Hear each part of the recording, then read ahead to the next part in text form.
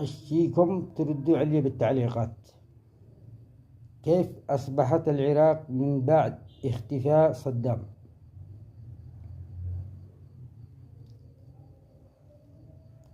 العراق كان بسعد القائد المهيب صدام حسين. يا عراقيين كنكو بنعمة،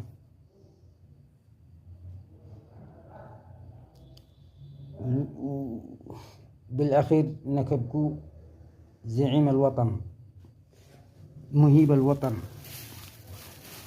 سيدي صدام حسين المجيد.